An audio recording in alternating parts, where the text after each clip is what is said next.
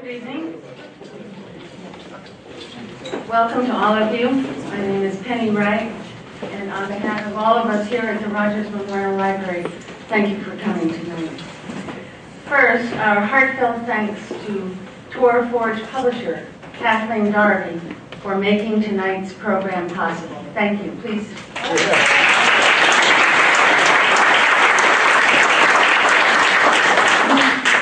Of course, it wouldn't be possible without our guests, would it? And in that regard, we are very fortunate to have a return visit from a gentleman who has interrupted an extraordinarily busy schedule to travel here tonight with his wife, also Kathleen, Lieutenant Colonel Ralph Peters.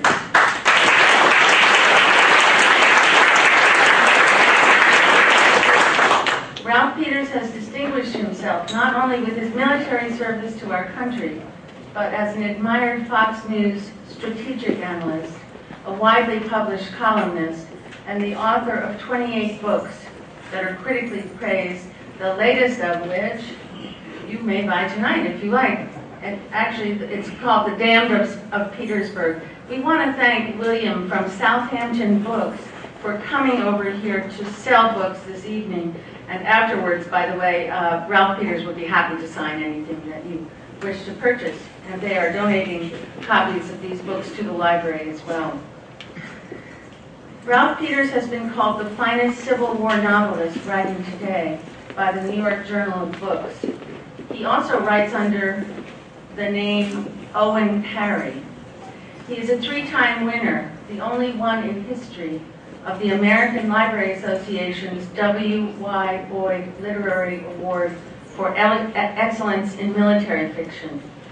He's a former career soldier and an old-fashioned adventurer, and his military novels have thrilled readers with their unprecedented realism, while his nonfiction work has shaped the thinking of a generation of soldiers. In addition to being the most read opinion columnist for the New York Post, where his commentaries on world affairs appear 2 to 3 times a week, Ralph Peters contributes to USA Today, Armchair General Magazine, Armed Forces Journal, and a variety of newspapers and journals. A popular broadcast media guest, he comments on the international issues of the day on radio programs across the country. In March of 2003, Ralph Peters became Fox News' first strategic analyst. With multiple appearances each week, he became an instant regular on Fox and Friends and The Live Desk. He is a frequent, long-standing guest on The O'Reilly Factor and Your World with Neil Cavuto, and appears occasionally on Hannity. He has also appeared on PBS, CBS, NBC, and a variety of cable television outlets. A strong believer in public service, Ralph Peters also supports C-SPAN and Book TV, both as an interview subject and as a guest host.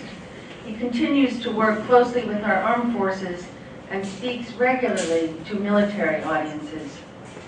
Ralph Peters lives in Virginia with his wife, Catherine, and it's delightful to have both of them here, and a great honor to have Ralph Peters to welcome. Please welcome Ralph Peters.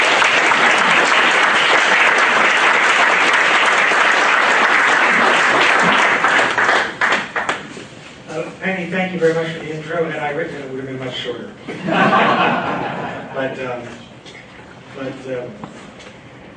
You know, my publisher generously brought me up here. I'm in Southampton. How tough is that? So the plan was for me to talk about the Civil War, its relevance to today, and a new book. And I'll do that. But I decided over the last couple of weeks that I really need to divide my talk into 2 parts, 2 related parts. And the first part is titled, America Needs a Spanking, the Ungrateful Nation. What have we come to that we have forgotten how much we have to be grateful for? Now, I'm not going to go into which candidates are the lesser of 2 evils, which is the question this year. I want to talk to you, especially those my age or older, and ask you, when you hear someone say, oh, you know, we need to make America great again, or someone else wants to think socialism would make America better, this is a great country right now. It's not equally great for every citizen. But it is still the country in the world where we have the greatest opportunities to plow our way ahead. And I'm telling you, I started out my adult life, the formative experience was scrubbing latrines in the Army. Now, I knew I didn't want to do that forever. But the thing is, I'd already blown some chances. I was virtually a juvenile delinquent. And in Europe, even in Europe, you can't recover. If you don't clear the bar early on, you can't recover. But here in America, you can get knocked down and get back up, and you get knocked down again, and you get back up if you have the moxie. And I ask all of you, especially the older members of this audience, remember what it was like. People idealized the 1950s. How about polio, folks? How good was that? You know, my family on my mother's side got indoor plumbing when the boys came home from World War II with some money and battle wounds. When I grew up in the coal towns of Pennsylvania in the 1950s and early 1960s, there were still plenty of families that walked to work, didn't have a car, or had one used car, lived in company houses. And I remember, one of the things I remember from the late 1950s is my mother buying my brother and I an ice cream cone in Mock Chunks, Pennsylvania, on the street from, one of those ice cream trucks. And a little boy just come up to my mother and say, "Lady, would you buy me an ice cream?" Now, there are 2 points to that. One, people were poor. Even some of the people whining the loudest today have forgotten what it's like. But the other point was, where I came from, the land of anthracite blinders, you never begged for anything ever. So it was a real shock to me. But if this is a country in which you can be poor and have a flat screen TV and a cell phone, and the government considers you poor. And I'm not going to talk about social programs, some of which have been beneficial, some of which have been terribly destructive of various groups in our society. But what I do want to stress to you is that we are in danger now, on the right and left, of forgetting how great this country is, but also what it takes to maintain it. Whichever candidate you wind up choosing, make sure you have studied the candidate's positions and thought it through. Democracy, think about it, democracy is not, blessedly, it is not an ideology. It's not like socialism or communism or Maoism or Nazism or Rosicrucianism for that matter. It's not an ism. Democracy is a tool for human self-governance. And a lot of things can be layered on top of that tool. It can go awry, especially when we have citizens who are uninformed. Now, and I'll talk about this in relation to the books that I write now, too, because we have made a terrible mistake by dumbing down and removing history teaching from our schools, because history is not relevant. We've got to teach kids computers. Kids can teach us computers. But you now have generations of Americans who don't know what century the Civil War is fought in. I always joke about it. Oh, the Civil War, oh yeah, man, that's like when George Washington freed the Jews, right? They have no idea.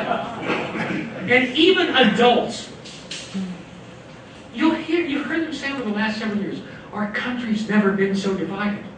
In our Civil War, 740,000 Americans killed each other. We were a little more divided then. And before that, we were more divided in the Jacksonian era.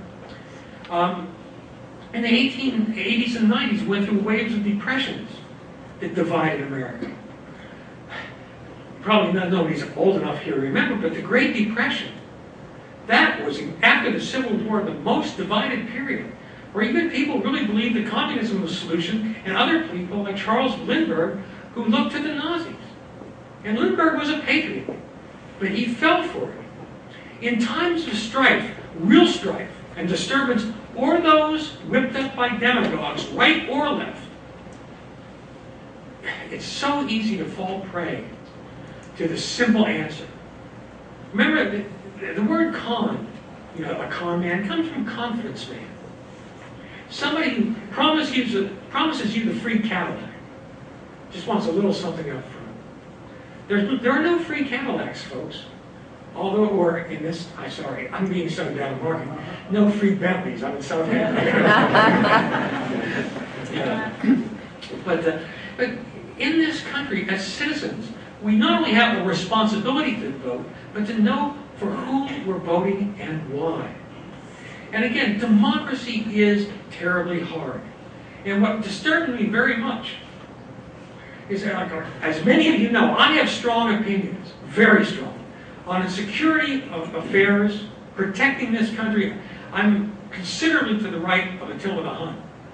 On other matters, I'm left of center. Because no party gets it always all right all the time. And we all have to start listening to each other again. Because sometimes the other guy is right. And democracy is not about one side getting everything. That's not how it works. And when I hear people on either side saying, no compromise, or damning somebody because they're willing to compromise in Congress, democracy is horse trading. You get 51%, you won. And the important thing, one of the reasons Congress is so frustrating is because it's supposed to be slow. And presidents are supposed to be impeded from doing too much too fast. So we don't get mistakes, so we have time to think things through. And in Congress, again, it is about swapping things out. Think how bad this country would be if only one side, either extreme, either the extreme left or the extreme right, got their way in everything. That's fascism.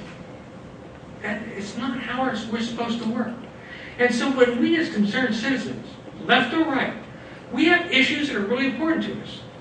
But let's give the other guy or gal some room on issues that are really important to them and maybe not so important to us. And I will be fair, I'll give you a couple examples for me. To me, as a student of not only history but government, the fundamental reason we have a government is to protect our citizens and their property. That's why governments exist, why free governments exist. That's it. So that's my issue there. I won't compromise on the security of the United States of America. But let's take some other issues. Gay marriage. What's the problem, folks? 25 years ago, at the height of the AIDS epidemic, conservatives were complaining that gays were so promiscuous, it was terrible. Now gays want to be monogamous, and conservatives don't like that either. And guys, I want to speak to the guys in the audience now. Think about it. So many gay males are really good looking. Now, I've never met Mr. Wright personally, but all of those are good, the male models and stuff, they're really good looking. If they want to sleep with each other, it takes them out of the dating scene for us and gives us a much better chance with good-looking women. I definitely marry up. So, with democracy, you have to bring a little pragmatism to that, too. But please, as in this terribly polarized season, let us remember that right or left or in the middle, like somewhere in the middle where most Americans are, we're all Americans. And we can argue like cats and dogs, and we do. But at the end of the day, a great sin you commit is losing a friend over politics. It's not that it's vitally important to get it right if we can, but don't hold it in. Don't hold it. Listen to the other guy. And I'll give you another example. I think President Obama was a very bad president, the worst since James Buchanan. He did get everything wrong. I was wrong about Ebola. I thought we needed much stricter quarantine measures. The Obama administration was right. Now, they're wrong about a lot of other things. But again, none of us are right all the time. So we should bear that in mind, too. And again, without belaboring it further, so, I want to talk about, to persuade you how great my book is, etc. And I know the publisher would like that, too. But please, let us be grateful for the incredible privileges we have, the chance to make and remake our lives. And it's obvious in Southampton, but even for our country, in the coal towns of Pennsylvania, things have gotten better for most people. Even the people that, now we have jobless benefits. And let's remember something else. Social Security. Southampton, I guess you all don't need it. But But you probably don't want to send a check back or cancel it. When Social Security was first rooted about as an idea to help the truly needy, there was an incredible outcry. It was going to destroy the country. And you know it didn't. Now, I'm not arguing for social welfare freebies for everybody, but my point is that sometimes the other guys are right. So, with that, let me talk to you a bit about a time when it wasn't all right, when our country faced its gravest crisis since Valley Forge. And that was our Civil War. Now, there are many, many wonderful subjects you can write about. I've chosen to write about the Civil War for three reasons. One, it's been a lifetime fascination for me. I grew up during the centennial. Two, Americans don't know their history. And when we do know it, we get it from the movies and TV. Our Civil War was not a mini-series. It was not Moonlight Magnolias with dashing cavaliers. Of those 740,000 who died, more died from dysentery, aggravated diarrhea, than died from bullet wounds. Now, this is a war fought before you've even got asthma. It's brutal. And on the other hand, you have this image from Hollywood where every Civil War doctor was a drunken butcher. In the beginning, when we had to expand the armies very quickly, some were. They got rid of them very quickly. By the end of the Civil War, even by the last year, 1864, the last full year of the Civil War, the medical advances have been incredible, especially in the North. The medical professionals were extremely impressive. We even perfected a system, what we today would call a medevac system. So when Grant and Lee are facing each other outside of Richmond and Petersburg, if a Union soldier was wounded outside of Petersburg and everything went his way, he could be treated and back in Annapolis, Maryland, in a huge strategic hospital in 36 hours or less. The Russians didn't get there until Afghanistan in the 1980s. The Europeans didn't get that level of medical evacuation until World War I.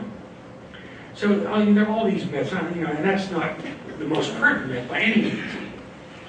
But by 1864, it became a hard, brutal war. And so I want people to know the reality of the history. And these books they're technically novels because we don't have a better term. I prefer to call them dramatized history. They are very, very accurate. But a fair warning, that also means they're not politically correct. The language is the language of the time, which means words that are unacceptable today. But also, we had this idea that in the 19th century, everybody spoke like a Victorian parson. Some of the key generals, North and South, were so exuberantly profane that a general wouldn't survive talking like that today. A colonel or a captain wouldn't. I mean, many a battle could have been saved in the Civil War, especially when Phil Sheridan's fighting Jubal Early in the Valley.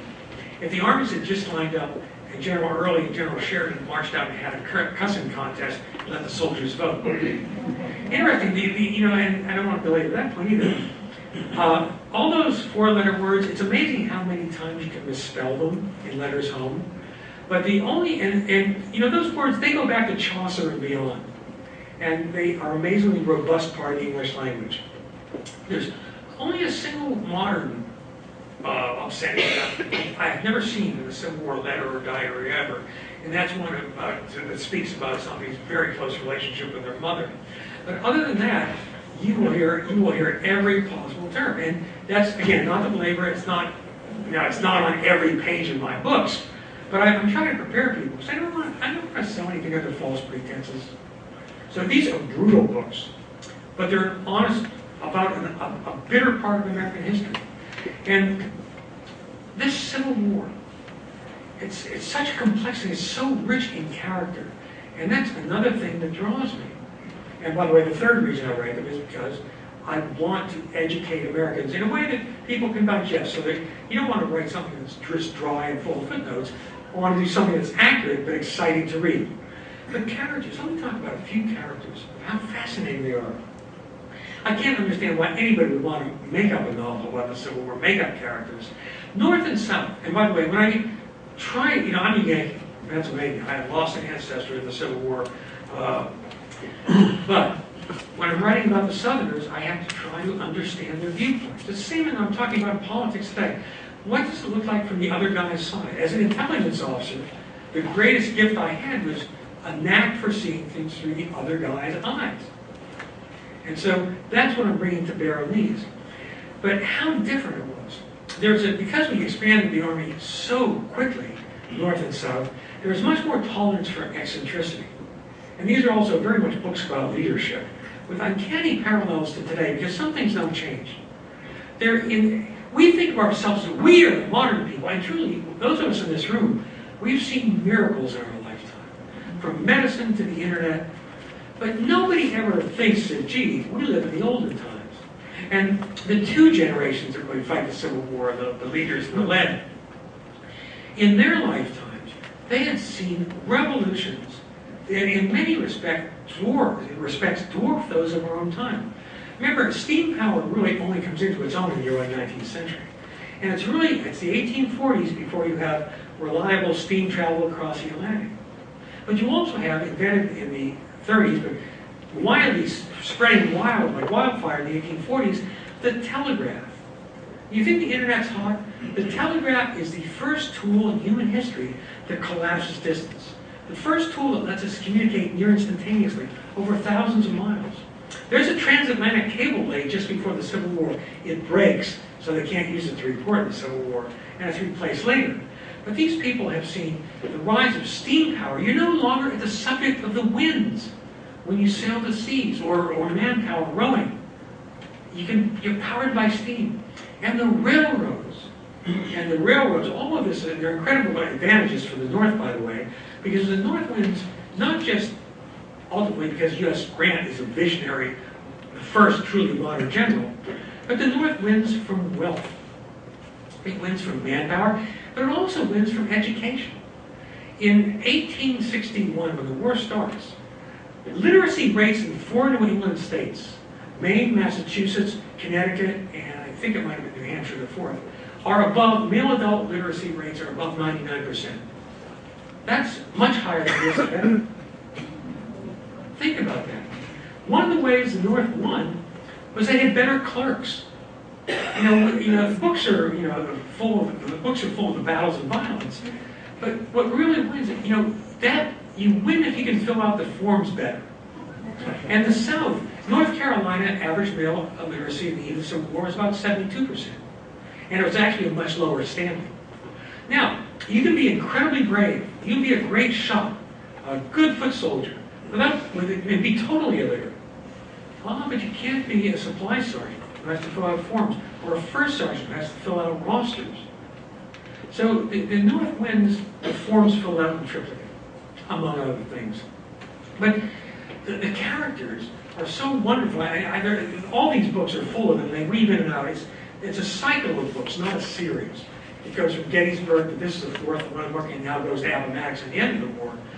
It's about the Eastern Theater, Virginia, Pennsylvania, Maryland, because that's a big enough slice to give you this slice of what people believe. And what matters isn't just how they fought, but their lives. Their personal lives are so rich and tragic.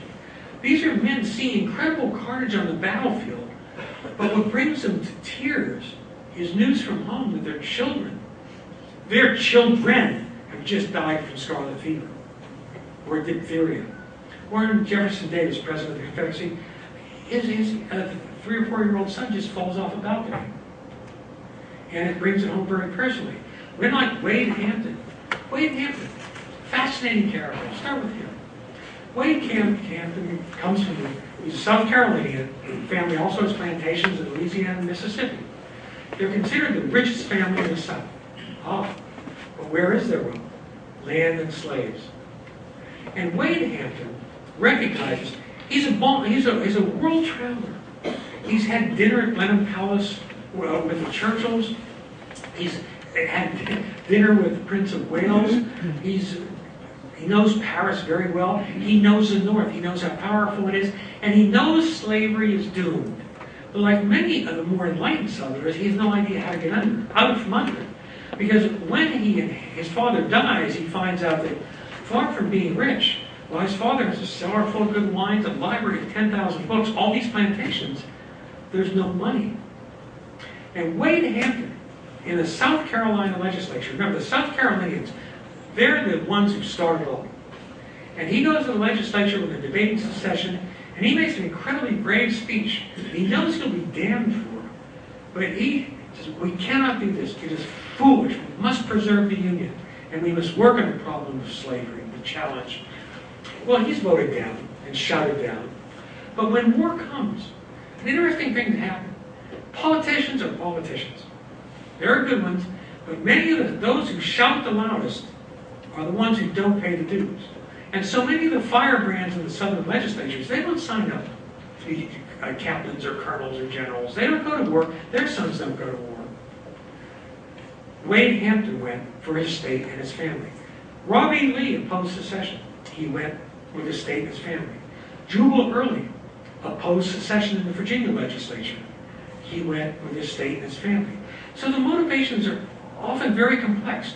I mean, some of them are die-hard racist slaveholders, and they believe that slavery is God-ordained. Remember, they believe it. They sincerely believe it.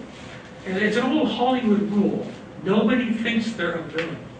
We human beings are great at rationalizing things. So you have this vast array of things. And Wade Hampton, he doesn't want this war, but he fights it. He turns out to be, in my view, the best cavalry commander of the South Fields. And he has personal tragedy right and left during the war. And I'll let you read about that if you want to. But he's a wonderful man on the wrong side of history. On the other side, Francis Channing Barlow. He's a general by the time he's in his late 20s. No military experience. He's Harvard valedictorian of the class of 1855 from old New England families on both sides. His father is a Unitarian minister who goes mad. Some of my fellow Episcopalians would say, what do you mean Unitarians go mad? but he's this brilliant guy. He's a lawyer in Manhattan. But he grew up, because his father went mad and just left the family, disappears. His mother is one of those New England beauties. Yes, there were some. And an absolutely beautiful woman. And she's just a charmer. But they're living in genteel poverty. Sometimes not so genteel. Does anybody know what Brook Farm was? Brook Farm in sort of central Massachusetts. Brook Farm was the first intellectual experiment with a commune in American life. It's in the 1830s and 40s. And it's on its periphery are people like Ralph Waldo Emerson, Nathaniel Hawthorne. They're on the periphery, but it's this communal group. And why do communes always fail? Because somebody has to work. And Barlow's mother doesn't, somebody's got to do the dishes. And she goes there, they live there for a couple of years, and the kids love it. But, you know what? All the guys love his mom. Nathaniel Hawthorne's got a real crush on her, and we're not sure how much went on. But the other women basically drive her out. But anyway, here's a guy who's a Harvard valedictorian coming out of communal life. He's beloved. I mean, Ralph Waldo Emerson begs him not to go to Manhattan, to stay in Boston and be a leading light of the Boston Renaissance. And he volunteers as a private in 1861 and rises very, very quickly. And this Harvard valedictorian turns into be maybe perhaps the most ferocious general who wore Union blue. He is a born killer. But he also has married a woman, they're having a romance, but when war comes, he marries this woman who's 10 years his senior. And it's a funny thing because it's more of a meeting of the minds than anything else. But they really, really love each other. And like so many wives did North and South, she follows him around the battlefield. In her case, she follows by volunteering as a nurse. Others in the Confederates, Confederate wives generally look down on nursing, so they just follow their husbands, period, and that's it. And great love stories on both sides. But anyway, his wife contracts typhus and dies following her husband around, and he's crushed. And he gets the word when he's already suffering, sick, suffering from dysentery in the summer heat, trying to lead his troops in battle, and the word comes, your wife is dead. And we forget how great mortality was. One of the many reasons that people had large families, it wasn't just the absence of birth control, it's because you wanted some kids to survive. You know, no Social Security, you want somebody to support you in your old age. At any rate, I want to, little Billy Mahone, another Southerner. Now, Billy Mahone is another Southerner. He's a railroad engineer before the war, does very well. And he inherits 7 slaves. Now, slavery is different than people think. Some of it is brutal, especially in the Deep South. But Wade Hampton, mentioned him, his slaves, now they don't like being slaves necessarily, but they're proud to be his slaves because they're dressed better, they're treated better. But in the case of Billy Mahone, he inherits slaves who are old or very young because you've got to take care of them. And he wants slavery to go away. He wants no part of it. But he goes to the state. He goes to Virginia. Now, Billy Mahone is a little guy, about 5'4". Some say he's much taller, 5'5". With a long Billy Goat beard. He has dyspepsia, you know, a sour stomach. He travels through the whole war as a fighting commander with his own cow, his own chickens, and his pastry cook. Because he can't, you know, he has to have somebody to cook all this stuff for him.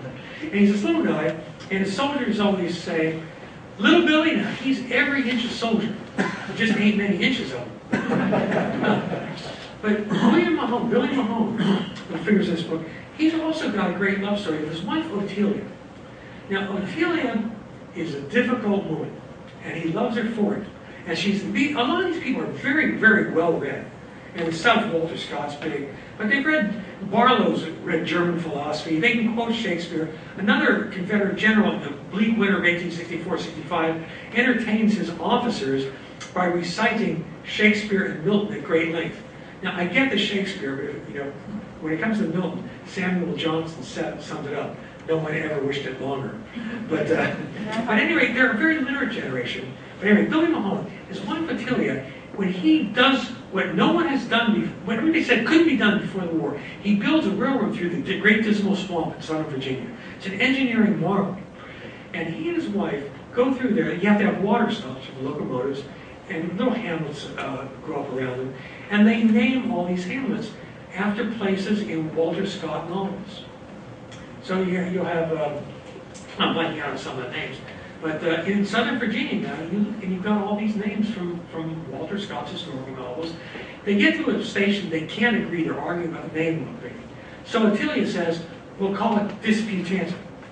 And they do, there's still a Disputanta on the map. But, I mean, she's just a hellraiser. But little Billy, again, he knows slavery's gone, he wants no part of it. But as a 5-year-old child, he is a witness to Nat Turner's slave rebellion in Southern Virginia.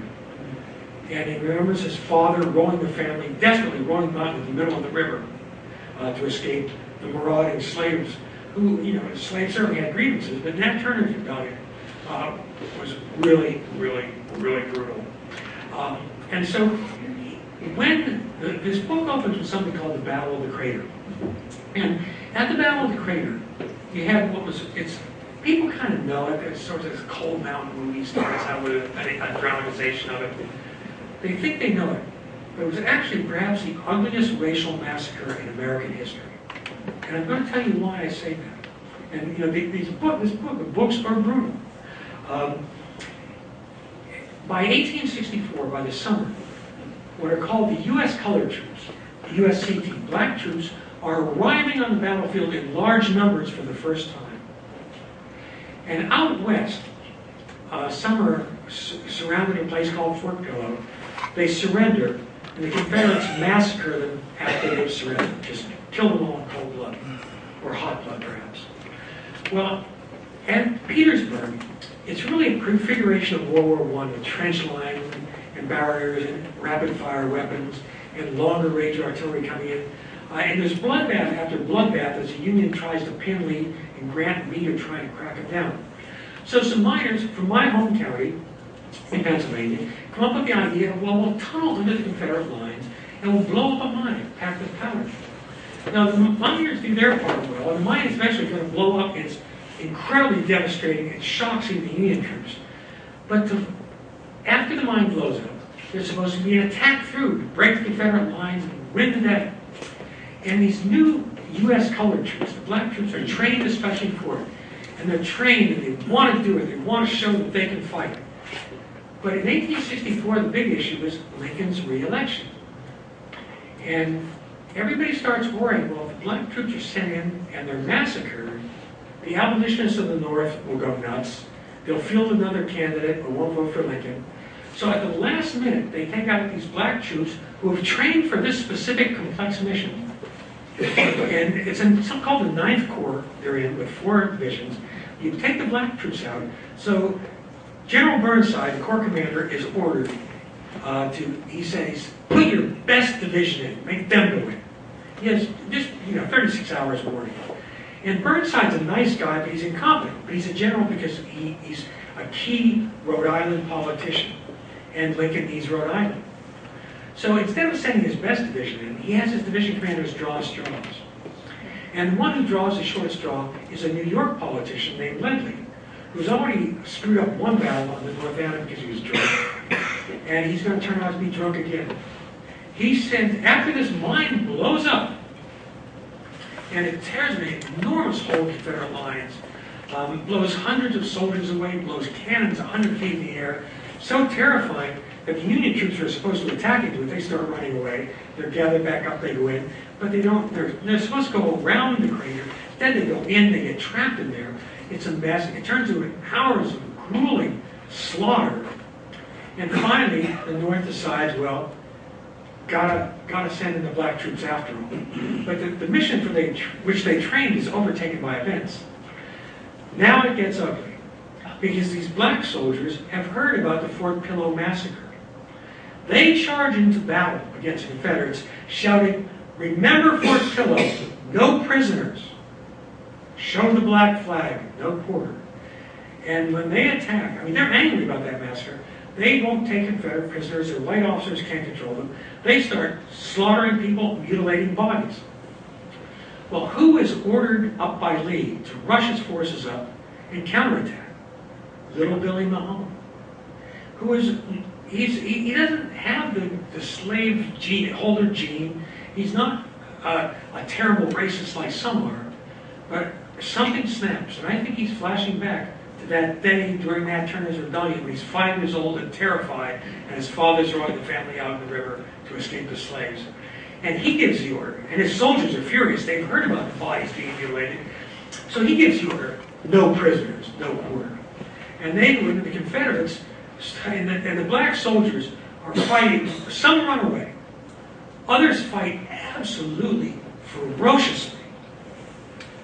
And Confederates are driving them back. The momentum's on their side. The black soldiers are now, they're being killed and mutilated.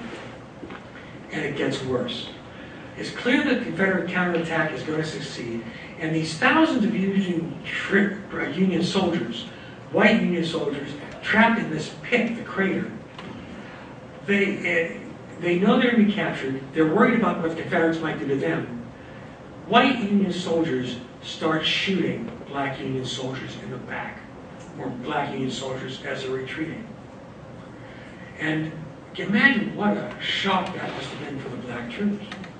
And that's why I say it may have been the ugliest racial incident. And hundreds are killed.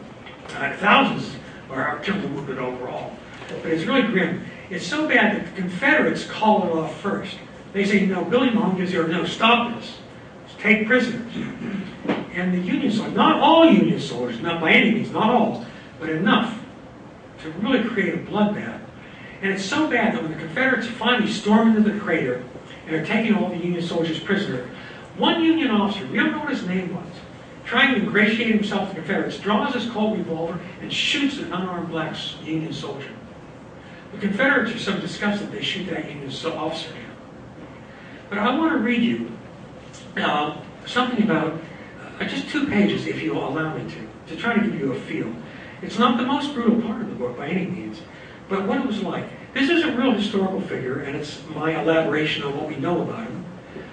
He's a sergeant in the U.S. Colored Troops, in the 30th U.S. Colored Troops. And his name is Sergeant John Offer. And so what I'm trying to do is with its dramatized history, to take you there, to get inside the heads, north or south, black or white, without prejudice, without taking sides. I mean, I'm on the Yankee side, but when I write, I can't. I want the reader to experience what it was like, what the views were on both sides, what men were willing to die for. Rally! Rally! Sergeant Offer cried. Enraged and shamed, he clubbed the fleeing soldier with his rifle, then grabbed the molasses-toned coward by his sleeve. Washington, turn your behind around. You stand right here and fight. But the lad, who had battled bravely minutes before, had been rendered meek and fearful by the turn of things. When the Rebs descended mercilessly upon them, the best men had fought and fallen, unleashing a panic that ran through the rest like cholera through a plantation. When Offer released his grip, the private shriveled like a forgotten apple. Then he skedaddled. Not all of the 30th ran, though.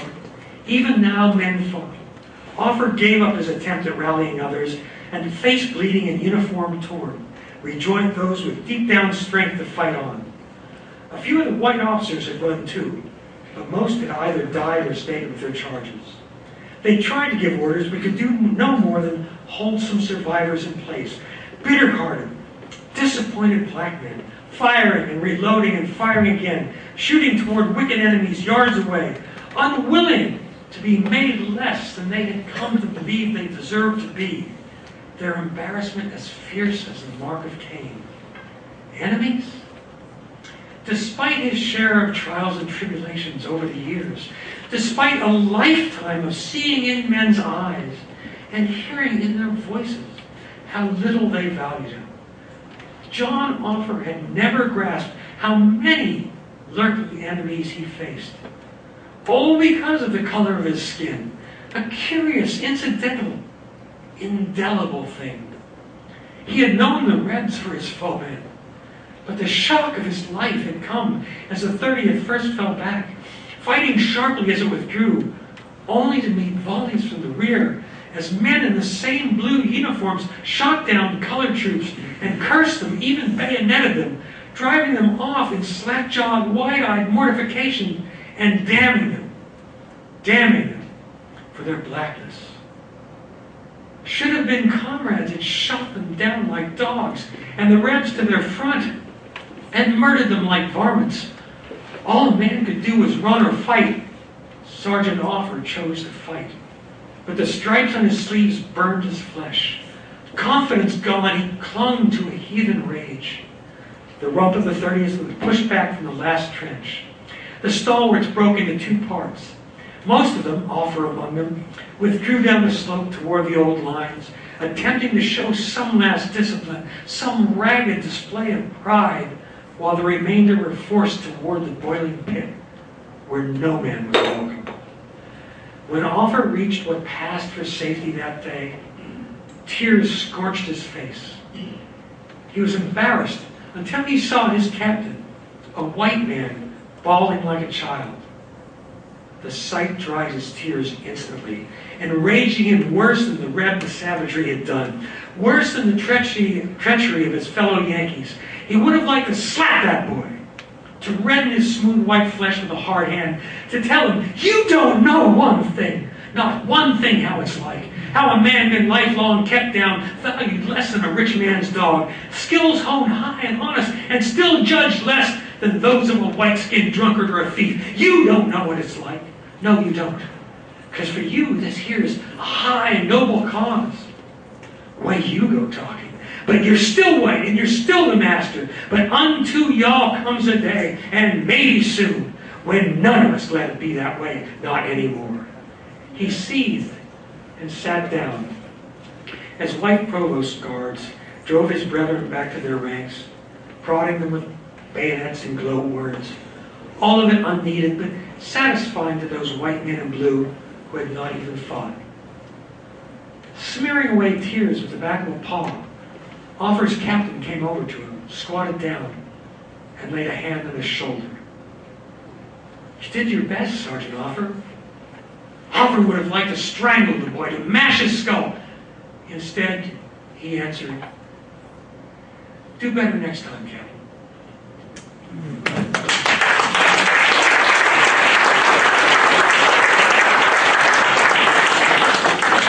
So I hope that gives you a sense of what I'm trying to do. And if I can reach people and interest them, and these books are very, very accurate as to the weather at a certain time of day. If I can reach Americans and interest them in our history again, in this fascinating, rich history that we ignore today, that our children and grandchildren do not know, to me, that's a more important job than anything I do on Fox News or in newspaper columns. Not that I'm not proud of what I do, not that I don't value it, but let's face it, folks, we're not the feature anymore. I hope to be around, like Woody Allen said when he was 40, my God, my life's a third over. But I want to be around a long time, but really, young people, older people always worry about young people. I got that.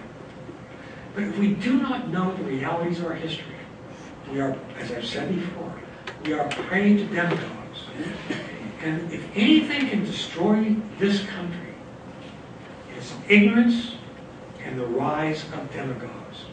At the end of the day, we need leaders with whom we may disagree, but who believe in America, not merely in their own ambition. So good luck with election year 2016. Okay, I'd like to take some questions if I may. Thank you for your patience.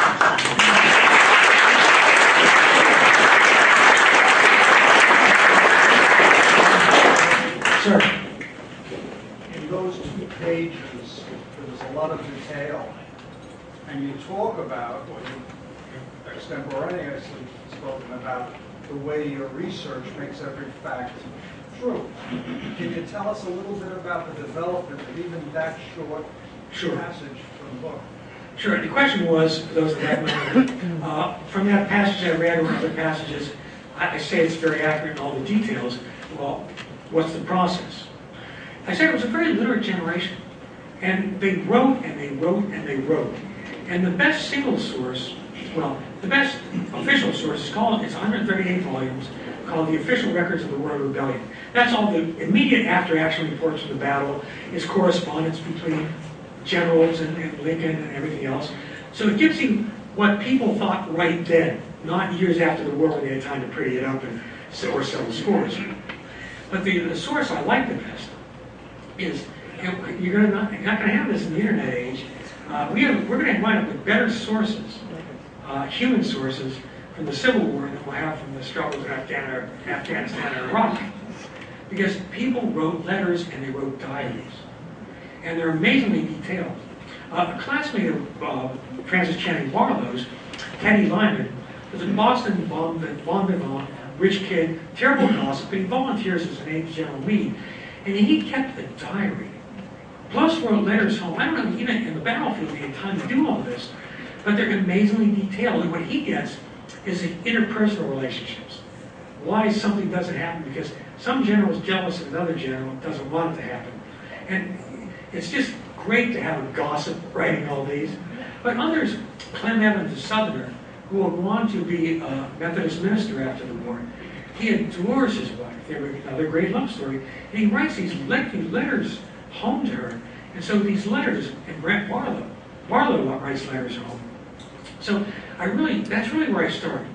And when I'm writing about a given character, I don't just read them once. I read the letters and diaries over and over until I'm sort of channeling the voices. Because you have to get different voices. A Southerner, like one character I love, a wild man, Faulknerian hellion, William C. Oates, he's obviously going to have a different voice on the page than will Sergeant Offer or someone else. Now, with Sergeant Offer, we know several things he said. At that part, I'm thrilled at this. He's been in the book a bit earlier, just a bit, where we know he was one of the guys that said, "No prisoners, go forward." At this part, I'm drawing logical conclusions. I know what was happening at that day, what the 30th Colored Troops were doing at that point. So I'm putting myself in there saying, well, how would Sergeant Offer, who did this and this, how would he react at this point? He didn't leave detailed diaries. He left some letters. And then, of course, there are the memoirs written after the wars but they're often people settling scores. And some of them are great, some of them are shameful, just trying to undercut old comrades. And then you get, all the histories written over the years. But I think the other things that helped me were one, growing up in eastern anthracite fields of Pennsylvania, you heard every possible dialect. I mean, Slavic, German. I mean, those battlefields, especially the northern armies, they're full of Irishmen, Germans, Poles, and it's all voiced differently. And there's one of the heroes of the book, King of Gettysburg, is Czesław Szymanowski. I challenge you to spell that. He's a Polish-American brigadier general. Had to leave Poland because he was a freedom fighter in 1848. And so there are modern histories that are good. I use it all, but also at the end of the books, I do credit the key modern writers that I've found, or diaries, the key sources, because even though the novels are accurate, and if I'm using somebody else's research, I give them credit. Because I can't do it all. It's too vast a subject. You can't do everything yourself, even though I've been reading it all my life. So the short answer is everything. But the original words of the original men and women on or near the battlefields are absolutely the best source. And the other thing is, I couldn't have written it had I not been both an enlisted man and an officer. Because officers don't get enlisted men. I mean, enlisted men, even if they're using exactly the same words, the intonation is different. The attitude is different. And when you move, I remember, just the difference in moving from a PFC up to a buck sergeant. It was a huge leap in what expectations were, how people interact. And then you go, to be a lieutenant. And it was helpful to serve in the infantry units, but also on staffs. Because what's often left out of historical novels, which are too often hysterical novels, is the background. The supply. Soldiers don't magically appear on a battlefield. Staffs have to figure out how to move 80,000 men over muddy roads in the dark. And one thing that happens by 1864 is the North, not the Prussian army, but the Army of the Potomac, the Union Army in Virginia, has the first modern staff. Now, I know people don't want to read about staff work over and over again, so there's not a lot of it there, but there's a little bit to give you a sense of how complex it is. But again, at the end of the day, the books are about people, because history is about human beings, and that's their questions. Any chance we'll see any of it on the big screen someday? Because it sounds like these would be wonderful to. No, I would doubt it, because Hollywood needs to simplify things, and they want to romanticize things, and so I think that the books are also, they're just too brutal. Can you imagine Hollywood trying to do what I described about the Battle of the Crater, where they're bad guys at all sides? I think we live in the age of the superhero or the indie film. There's nothing in between. But let me say, if anybody has Hollywood connections, and I don't care if you make the movie, but if you want to buy the books, go ahead. My guess. Sir. Colonel, how important were the maps of the day in these various battles? That's a great question. But first, I'm going to say one thing. I know on TV they call me Lieutenant Colonel Peters for veracity's sake and credibility. I learned very fast after I retired from the Army. The neighbors don't care what rank you were. They just want you to cut the grass. So please just call me Ralph for everybody. But the maps, how important were maps? They were vitally important, and they were often bad. And battles are often lost because roads that are supposed to be there aren't there, or a road is there that wasn't supposed to be there. And that happens again and again, especially as the Union moves into southern Virginia. And cartography is a big business back then. Now, all West Point officers, all of them are trained as map makers. And some are amazingly good. They're artists. But at the beginning of the war, there's a shortage of maps. Remember, the United States, not all of the United States is mapped, by the way, until the 1950s, folks. And the great age of map making is actually after the Civil War. Now, the Union didn't expect to fight in Pennsylvania. I beg your pardon.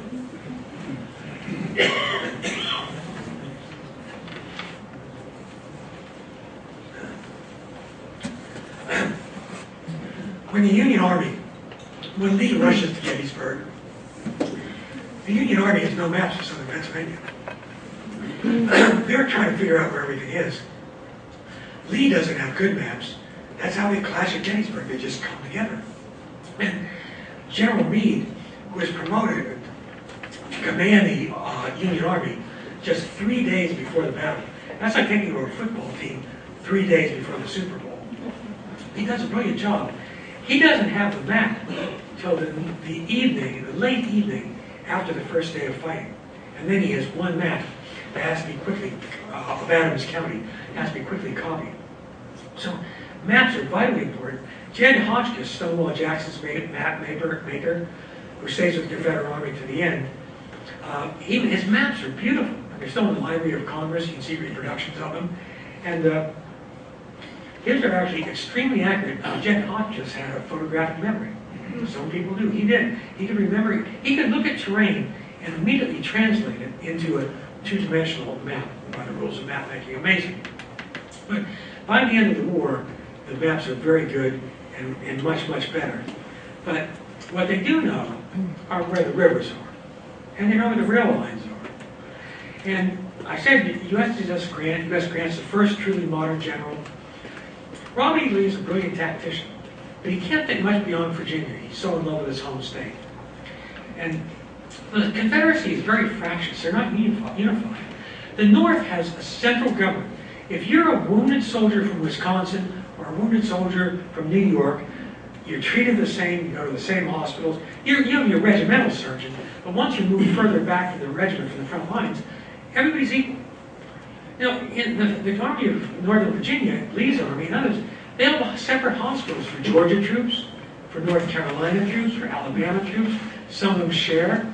But it's really fractious. The governors are supplying their own soldiers, and they don't want to share with the other states. Whereas the Union, the governors send stuff for their troops, especially in the beginning of the war. By mid-war, everything's centralized. It's organized. It's modern management. It's very, very impressive. So if the Confederacy had won, it would have been no time at all before states were seceding from the Confederacy. But what I said about Ulysses S. Grant, he thinks in continental terms. Rivers and railroads are the superhighways of the day. He sees how a continent hangs together. How if he pins Lee at Richmond and Petersburg, Sherman will be free to sweep through Georgia and up through the Carolinas. Sheridan will down through the Shenandoah Valley. And he cooperates well with the Navy. He's really so far ahead of his time. And he gets a bad rap for a lot of reasons, but one of the main ones is that while the South lost the Civil War, it's one of the rare wars where the losing side wrote most of the histories. The North sort of gets on with the business of America, and the Southerners turn to bourbon, branch water, and literature. And thank God we got a lot of great literature out of the American South, but it's largely funded by the North. Anyway, any other questions? I think we probably have time for one or two more. Sir, thank you, sir. 3 more. Sir. Many of your comments on your maps mentioned George Custer. Yeah. Very strong. We recently saw an older movie, which you might enjoy seeing. They died with their foot. Yes. Most of it was onto the Indian aspect. Yeah. But the first half an hour, it sketches out exactly what you described. He accomplished with the Union troops. And Yeah, Custer, we know him, it's a little big one. He was a psychopath on some level. Not a sociopath, a psychopath. Now, he could be very normal, he could be jovial, friendly, but he really liked to kill people. And in wartime, sorry folks, you need some guys like that.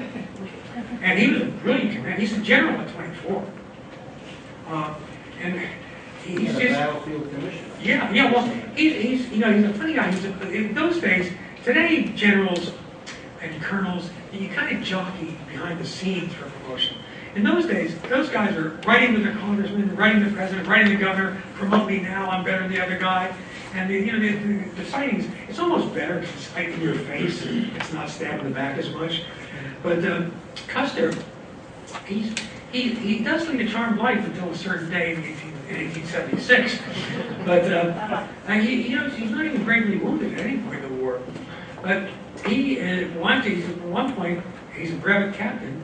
And just before the Battle of Gettysburg, when Meade takes over, Meade, who's really a valiant commander, he promotes two officers, jumps him from captain to brigadier general. And Custer's won, because he knows Custer will fight, and Custer really does fight. And the funny thing about the Little Bighorn, if there's anything funny, the odd thing about the Little Bighorn, is throughout the Civil War, Custer is really good at reconnaissance, checking out where the enemy is. He blunders a few times, people do, but he really develops a feel for where he can strike. And at the Little Bighorn, he breaks all his own rules, just goes into it blindly. But when Custer is, and T.J. Stiles is a very good modern biography of Custer, but when the war is ending, Custer is afraid that he knows he's going to be sent out west because that's where the much shrunken army is going to be, and he's afraid he'll be forgotten out there. Well, he's not forgotten.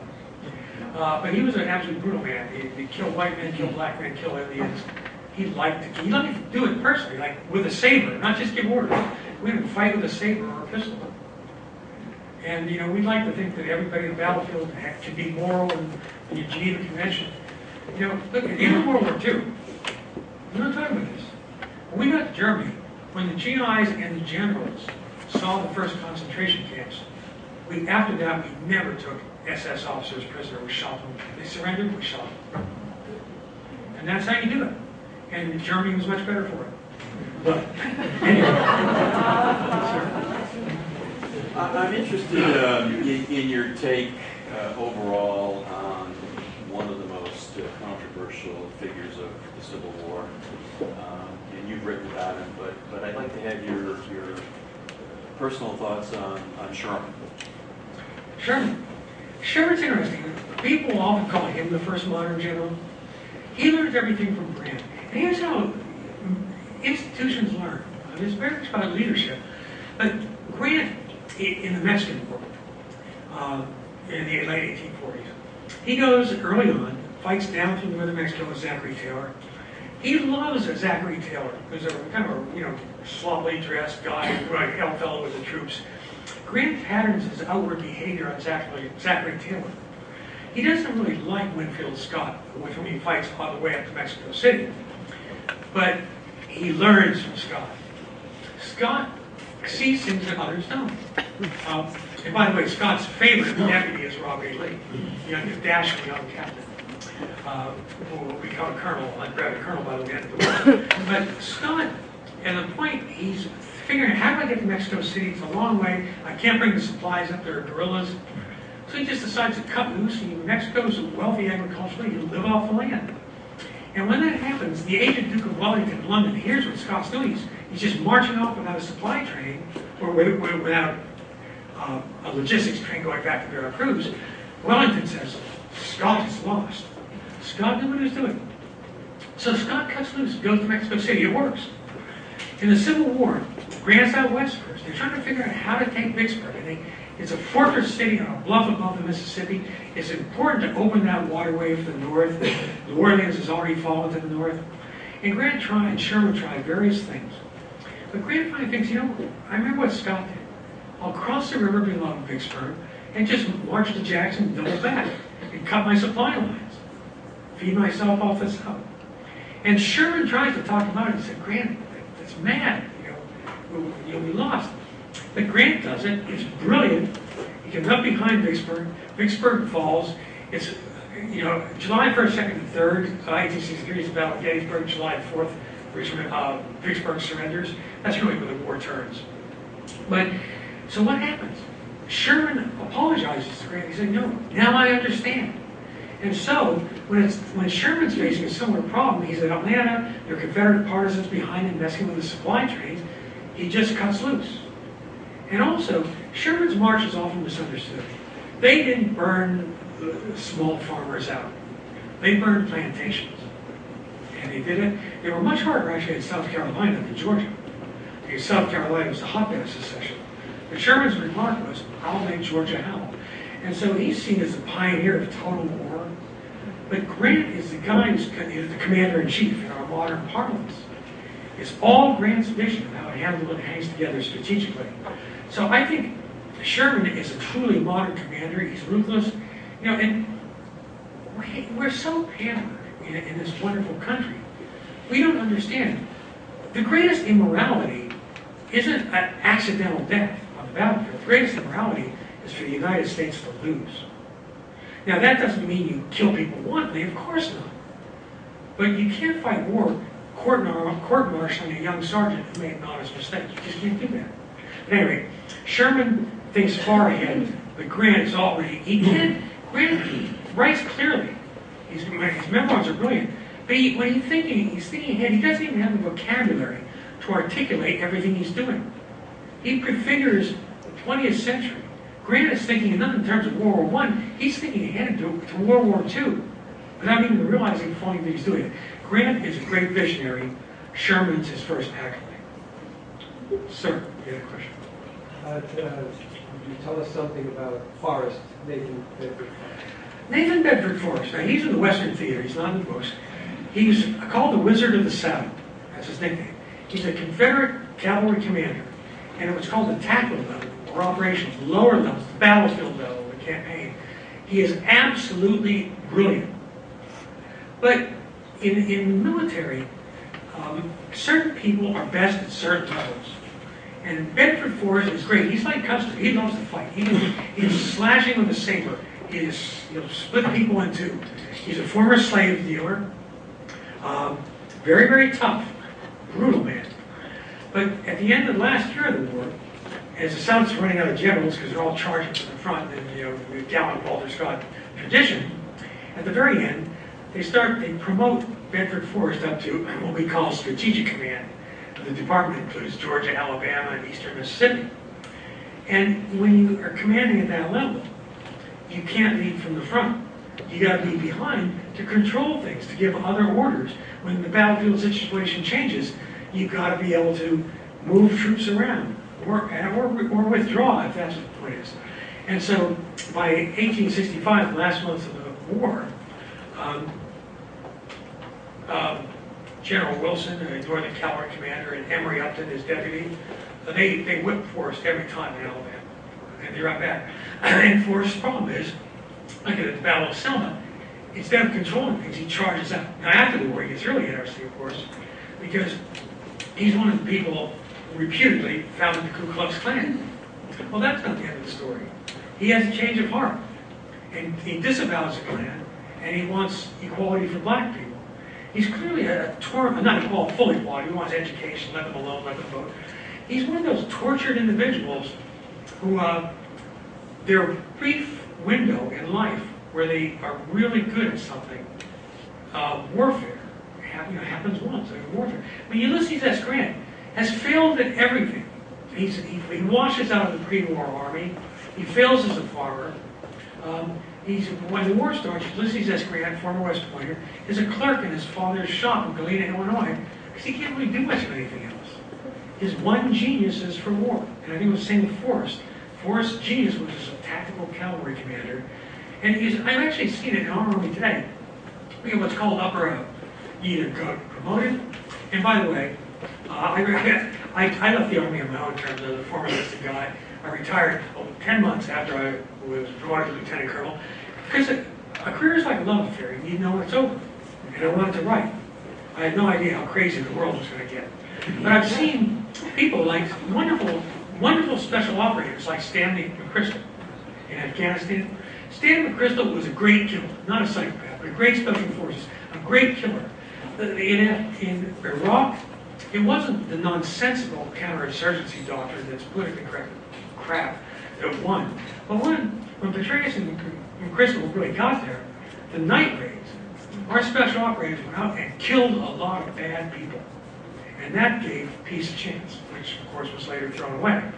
But when McChrystal was promoted and sent to Afghanistan, here you take a guy who's a great killer, meant to operate in the dead of night, and you say, now you're a soldier diplomat in charge of international relations and strategy, and he had no idea what to do. Special operators, they're often very, very intelligent, but they're party boys, they're tough guys. They're not the guy you want sitting down with a room full of ambassadors trying to work out who really should be first at the teapot. So anyway, so that's the answer to that. And ladies and gentlemen, I know the Civil War isn't everybody's cup of blood. But thank you so much for your patience and coming, and sincerely, God bless our country.